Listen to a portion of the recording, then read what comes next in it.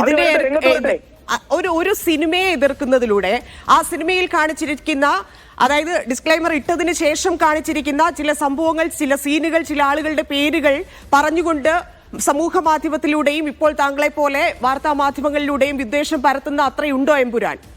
എന്ത് വിദ്വേഷം ഞാൻ പരത്തിയത്? താങ്കൾ ശുദ്ധമായ ചാനലിന്റെ ഫ്ലോറും മൈക്കും ഉണ്ടെന്ന് തെമ്മാടത്തിന് എന്റെ അടുത്ത് പറയരുത്. ഞാൻ എന്ത് വിദ്വേഷം പരത്തിയത്? അല്ല, താങ്കൾ അത് മാന്യമായ ഭാഷയിൽ സംസാരിക്കണം. ഞാൻ ആ മാന്യമായ ഭാഷ തന്നെ പറഞ്ഞു. ആങ്കറാണ് തെമ്മാടത്തിന് എന്നോട് പറയരുത്. ഞാൻ എന്ത് വിദ്വേഷം പരത്തിയത്? താങ്കൾ പറയും. ചാനൽ സ്റ്റുഡിയോ ആയിരുന്നു എന്റെ അടുത്ത് തെമ്മാടത്തും പറയാം. ഞാനൊരു ഞാൻ എന്ത് വിദ്വേഷമാണ് പരത്തിയത്? നിങ്ങൾ എന്താ നിങ്ങൾ ആ സ്റ്റേറ്റ്മെന്റ് പിൻവലിക്കൂ. ഏത് സ്റ്റേറ്റ്മെന്റ്? ഞാൻ വിദ്വേഷം പുലർത്തി എന്ന് പറഞ്ഞ സ്റ്റേറ്റ്മെന്റ് നിങ്ങൾ പിൻവലിക്കൂ.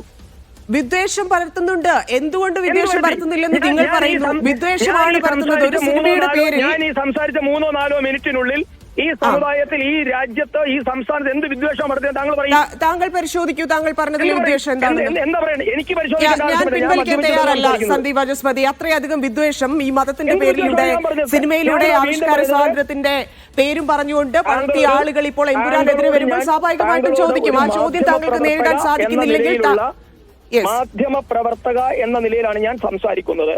താങ്കൾ എന്നെ വ്യക്തിപരമായി ഹർട്ട് ചെയ്യാൻ ശ്രമിച്ചാൽ എനിക്ക് താങ്കളോട് വ്യക്തിപരമായി യാതൊരു ബന്ധവുമില്ല. എനിക്ക് താങ്കളെ വ്യക്തിപരമായി അറിയില്ല. ഞാൻ വിദ്വേഷം പടർത്തിയെന്ന് താങ്കൾ ബിജെപിയുടെ പ്രതിനിധിയാണ്. താങ്കളാണ് ഇവിടെ മോശമായി സംസാരിച്ചത്. താങ്കൾ എന്നെയും മോശമായി പറഞ്ഞു. പൃഥ്വിരാജ് ചെയ്തത് തെമ്മാടിത്തരമാണ് എന്നും പറഞ്ഞു. അപ്പൊ താങ്കളല്ലേ പിൻവലിക്കേണ്ടത്? താങ്കളുടെ പേരെന്താ? ധന്യ. ധന്യ, ഞാൻ ഇപ്പോൾ വിദ്വേഷം പടർത്തിയെന്ന് താങ്കൾ നടത്തിയ സ്റ്റേറ്റ്മെന്റ് എന്ത് അടിസ്ഥാനത്തിലായിരുന്നു? താങ്കൾ പൃഥ്വിരാജിനെ കുറിച്ച് എന്താണ് പറഞ്ഞത്? പൃഥ്വിരാജിനെ പറ്റി പറഞ്ഞാൽ സമൂഹത്തിൽ വിദ്വേഷമാകും. താങ്കൾ ഈ സിനിമയെ കുറിച്ച് എന്താണ് പറഞ്ഞത്? ഈ സിനിമ ഉണ്ടാക്കുന്ന ഇമ്പാക്റ്റിനെ കുറിച്ച് എന്താണ് പറഞ്ഞത്? ഈ സിനിമയ്ക്കെതിരെ താങ്കൾ പ്രവർത്തിക്കുന്നത് എങ്ങനെയാണ്? താങ്കൾക്ക് എന്തുകൊണ്ട് ഇതിൽ ആവിഷ്കാര സ്വാതന്ത്ര്യം കാണാൻ പറ്റാതെ പോയി? താങ്കളോട് ഞാൻ എല്ലാ ബഹുമാനവും നിലനിർത്തിക്കൊണ്ട് പറയട്ടെ, ഞാൻ ഒന്ന് തുടരൂ ശ്രീ